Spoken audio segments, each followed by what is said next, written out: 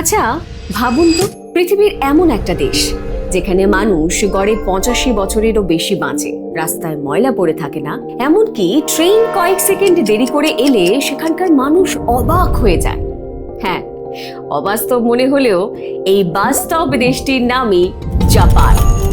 এই দেশের আসল রহস্যটা কি সেটা কি জানেন? না, প্রযুক্তি নয়, অর্থনীতিও নয়, এমনকি জন্মগত বুদ্ধিমত্তাও নয়। এর আসল শক্তি লুকিয়ে আছে এমন ছোট্ট ছোট্ট জীবন দর্শনে, যেগুলো এতটাই সাধারণ যে আমাদের চোখেই পড়ে না।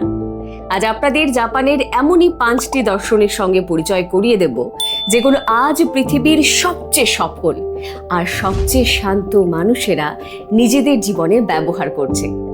এই ভিডিওটি শেষ হওয়ার আগে নিজেকে একটা প্রশ্ন করুন, আমি কি সত্যি ভালো জীবন চাই, নাকি শুধু ভালো জীবনের স্বপ্নটা দেখি? যদি আপনি সত্যি সত্যি ভালো একটা জীবন চান, তাহলে আজকের ভিডিওর একেবারে শেষ অবধি আপনাকে থাকতেই হবে। তাহলে শুরু করা যাক আজকের ভিডিও।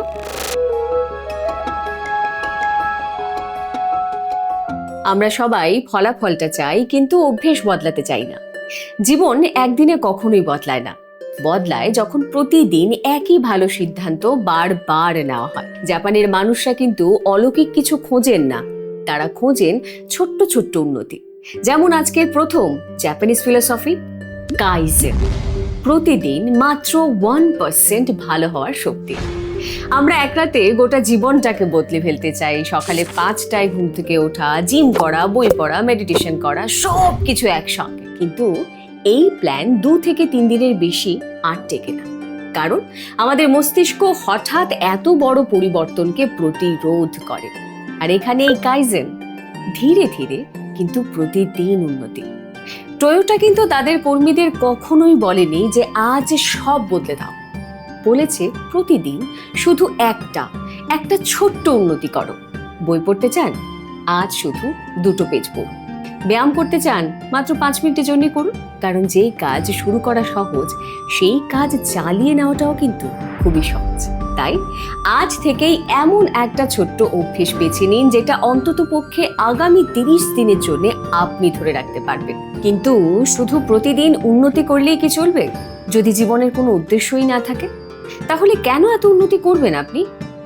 এই প্রশ্নের উত্তরেই থাকছে ইকিগাই, সকালে ঘুম থেকে ওঠার আসল কারণ। ভাবুন তো, কাল থেকে অফিস নেই, ক্লাস নেই, কোনো ডেডলাইন নেই, তাহলে সকালে হঠাৎ কেন উঠবেন আপনি? এই প্রশ্নের উত্তরেই জাপানিজরা বলছেন ইকিগাইয়ের কথা। এমন একটা কারণ যার জন্য প্রতিদিন সকালে উঠতে আপনার ইচ্ছে করে। জাপানের ওকিনাওয়া অঞ্চলে সব থেকে বেশি মানুষ 100 বছরেরও বেশি বাঁচেন, কারণ তাদের প্রত্যেকের বেঁচে থাকার একটা কারণ আছে। কেউ বাগান করছেন, কেউ কোনো স্কিল শেখাচ্ছেন, কেউ আবার ছবি আঁকছেন। যার জীবনের কোনো উদ্দেশ্য থাকে, সে কঠিন সময়ের মধ্যেও না ভেঙে পড়ে না। আজ রাতে নিজেকে জিজ্ঞাসা করুন, কোন কাজ করতে গিয়ে আপনি সময়ের হিসেবটা ভুলে যান? হয়তো সেখানে লুকিয়ে আছে আপনার ইকিগাই। কিন্তু উদ্দেশ্য নিয়ে বাঁচলেও একটা সমস্যা থেকেই যায়, আমরা সব সময় নিখুঁত হতে চাই, আর এই চাওয়াটাই আমাদের সবচেয়ে বড় কষ্ট দেয়। আর এই কষ্টের সমাধান ওয়াবিসাবি। অসম্পূর্ণতার মধ্যেও লুকিয়ে থাকে আসল সৌন্দর্য। ওয়াবিসাবি কিন্তু সেটাই বোঝায়। দেখুন না, আজকাল সোশ্যাল মিডিয়ায় সবকিছু কেমন যেন পারফেক্ট দেখায়, তাই না? কিন্তু বাস্তব জীবনে কি কখনো তেমনটা করা সম্ভব? ওয়াবিসাবি শেখায় অসম্পূর্ণ হওয়াটাই স্বাভাবিক। পুরনো কাঠের টেবিল হোক কিংবা বলি রেখা, এসব ত্রুটি নয়, এটা জীবনের গল্প। নিজেকে অন্যের সঙ্গে তুলনা না করে নিজের যাত্রাটাকে ভালোবাসুন। মনে রাখবেন, পারফেকশন মানুষকে অনেক সময় ক্লান্ত করে দেয়, কিন্তু প্রগ্রেস মানুষকে এগিয়ে নিয়ে যায়। কিন্তু জীবনে এমন সময়ও তো আসে যখন শুধু নিজের অসম্পূর্ণতা মেনে নেওয়াটাই যথেষ্ট নয়। যখন সত্যিকারের ঝড় আসে জীবনে, তখন কিভাবে টিকে থাকবেন? এরই উত্তর দিচ্ছে গাম্যান। ভেঙে পড়ার সুযোগ থাকলেও মাথা উঁচু করে দাঁড়িয়ে থাকা। দেখুন, জীবনে এমন সময় সবারই আসে যখন আমাদের মনে হয় যে সব শেষ। জাপানিজরা তখন মনে রাখে একটি মাত্র শব্দ, গাম্যান, যার অর্থ কষ্টের মাঝেও নিজের মর্যাদা, নিজের শান্ত মন ধরে রাখা।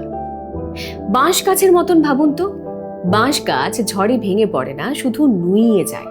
তারপর ঝড় থেমে গেলে সে আবারও সোজা হয়ে দাঁড়ায়। কষ্টকে অস্বীকার করবেন না, কাঁদতে হলে কাঁদুন, কিন্তু নিজের কষ্টকে কখনো নিজের পরিচয় বানাবেন না।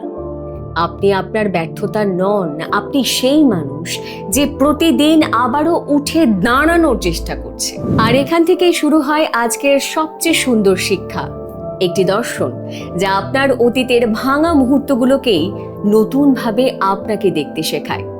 কিনসুকি, ভাঙা জিনিসও আগের চেয়ে সুন্দর হতে পারে। জাপানে মাটির পাত্র ফেলে দেওয়ার কিন্তু কোনো রেওয়াজ নেই। তারা খুব যত্ন করে সেই পাত্রটি সোনার গুঁড়ো বা গোল্ড ডাস্ট দিয়ে জোড়া লাগায়, যাতে ফাটলগুলো লুকিয়ে নয় বরং আরো স্পষ্ট হয়ে ওঠে। তাদের বিশ্বাস, যে জিনিস একবার ভেঙে গিয়ে আবার উঠে দাঁড়ায় সে আগের চেয়েও অনেক বেশি মূল্যবান। আর এই শিল্পকেই বলে কিনসুকি। আপনার জীবনের ব্যর্থতা, কষ্টের দাগ, এগুলো লজ্জা নয়, এগুলো আপনার লড়াইয়ের প্রমাণ, এগুলো আপনার বেঁচে থাকার প্রমাণ। আজকে আপনি যেভাবে নিজেকে গড়ে তুলেছেন সেটা সম্ভব হয়েছে আপনার সেই কঠিন দিনগুলোর জন্য। সেটা কখনো ভুলে যাবেন না। তাহলে আজ আমরা কি জানলাম? কাইজেন শেখায় ছোট্ট পদক্ষেপ থেকে শুরু হয় বড় পরিবর্তন। ইকিগাই শেখায় উদ্দেশ্য নিয়ে বাঁচতে। আর ওয়াবি সাবি বলে নিখুঁত হওয়ার দরকার নেই। কমেন্ট শেখায় ঝড়ের মধ্যেও মাথা উঁচু করে রাখতে। আর কিনসুকি শেখায় ভেঙে যাওয়া মানে হেরে যাওয়া নয়, সব শেষ হয়ে যাওয়া নয়, বরং অনেক সময় ভেঙে যাওয়ার পরই একজন মানুষ নিজের সবচেয়ে সুন্দর সংস্করণে পরিণত হয়। আজ থেকে ঠিক 1 বছর পর আপনার ভবিষ্যতের আপনি যদি আজকের আপনার সামনে এসে দাঁড়ায়, তাহলে কি সে আপনাকে ধন্যবাদ দেবে নাকি আফসোস করবে? একবার ভেবে দেখবেন তো। একটা কথা মাথায় রাখবেন, একসঙ্গে 5টি অভ্যেস শুরু করার কোনো দরকার নেই। আজ শুধু একটা বেছে নিন, আর আগামী 30 দিনের জন্য সেটাকে আপনার জীবনের অংশ বানিয়ে ফেলুন। তারই সঙ্গে ভিডিওটি যদি সত্যি আপনার ভালো লেগে থাকে তাহলে একটি লাইক করুন, আর কমেন্টে জানান আজ থেকে আপনি কোন অভ্যেসটি শুরু করতে চাইছেন। আমি সত্যি আপনার কমেন্ট পড়তে চাই। আর এমন ইন্টারেস্টিং ভিডিও দেখার জন্য সাবস্ক্রাইব করুন আরজি সুনন্দার ইউটিউব চ্যানেল। যেতে যেতে একটা কথাই বলবো, আপনার ভবিষ্যৎ কিন্তু একদিনে বদলাবে না, কিন্তু আজ একটা ভালো অভ্যেস একদিন আপনার পুরো ভবিষ্যৎ বদলে দেবে। তাহলে দেখা হচ্ছে তো পরের ভিডিওতে।